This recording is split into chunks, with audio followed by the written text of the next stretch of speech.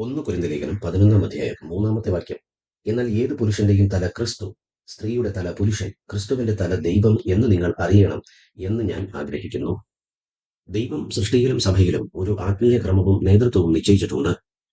ഉത്തരവാദിത്വം എന്നത് താഴ്ന്നവനെന്നോ ഉയർന്നവനെന്നോ ഉള്ള പദവിയുടെ വ്യത്യാസമല്ല, മറിച്ച് സ്നേഹപൂർവമായ ഉത്തരവാദിത്വവും സംരക്ഷണവും സമർപ്പണവുമാണ്. പുത്രൻ പിതാവിനും പുരുഷൻ ക്രിസ്തുവിനും സ്ത്രീ പുരുഷനും വിധേയപ്പെടുന്ന ദൈവിക ക്രമമാണ് ഇവിടെ ഈ വാക്യം മുഖാന്തരം ദൈവത്തിന്റെ പരിശുദ്ധാത്മാവ് നമ്മെ ബോധ്യപ്പെടുത്തുന്നത്. വിശുദ്ധ പൗലോസ് ഇവിടെ ആധാരമാക്കുന്നത് ഉൽപ്പത്തി പുസ്തകത്തിലെ സൃഷ്ടിയുടെ ക്രമത്തെയാണ്. ദൈവം ആദ്യം ആദാമിനെ സൃഷ്ടിക്കുകയും അവന് അനുയോജ്യമായ തുണയായി ഹവ്വായെ അവന്റെ വാരിയലിൽ നിന്ന് നിർമ്മിക്കുകയും ചെയ്തു. സ്ത്രീ പുരുഷനേക്കാൾ തരം താണവളല്ല, മറിച്ച് പുരുഷന്റെ നേതൃത്വത്തിന് കീഴിൽ അവനോട് ചേരുന്ന പങ്കാളിയാണ്. സൃഷ്ടിയുടെ തുടക്കം മുതലേ പുരുഷന് ആത്മീയ ഉത്തരവാദിത്വവും നേതൃത്വവും നൽകിയിട്ടുണ്ട് എന്നതിന്റെ പഴയ നിയമ ദൃഷ്ടാന്തമാണ് ഈ വാക്യത്തിലൂടെ നാം മനസ്സിലാക്കേണ്ടത്. കർത്താവായ യേശുക്രിസ്തു പിതാവായ ദൈവത്തിന് തുല്യനായിരുന്നിട്ടും സ്വമേധയാ പിതാവിന്റെ ഇഷ്ടത്തിന് കീഴടങ്ങി.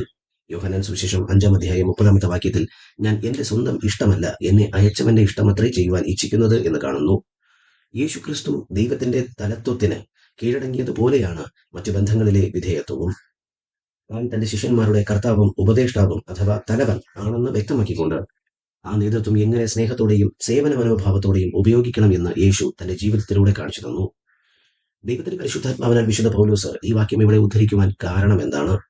കൊരിന്ത നഗരത്തിലെയും സഭയിലെയും ചിലർ ക്രിസ്തുവിൽ എല്ലാവരും സ്വതന്ത്രരാണ് എന്ന വാദത്തിന്റെ പേരിൽ ദൈവിക കുടുംബ ആരാധനാക്രമങ്ങളെ കാറ്റിൽ പറത്തി അരാജകത്വം കാട്ടി.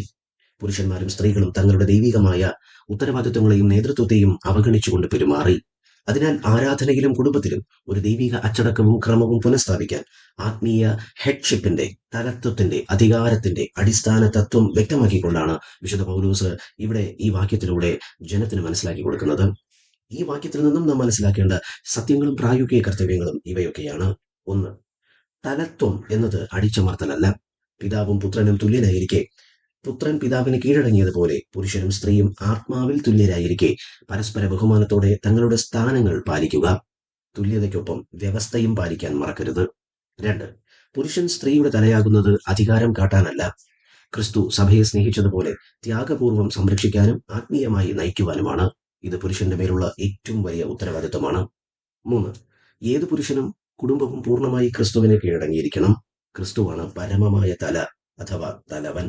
ചുരുക്കത്തിൽ ദൈവിക ക്രമത്തെ ബഹുമാനിക്കുന്നത് സഭയിലും കുടുംബത്തിലും സമാധാനവും സംരക്ഷണവും നൽകുന്നു. അധികാരം എന്നത് ഭരിക്കാനല്ല, സ്നേഹത്തോടെ സേവിക്കുവാനുള്ള ദൈവിക നിയോഗമാണ്. ഇന്ന് ഈ വചനത്താൽ ദൈവം നമ്മെ സമൃദ്ധമായി അനുഗ്രഹിക്കുമാറാകട്ടെ. ആമേൻ.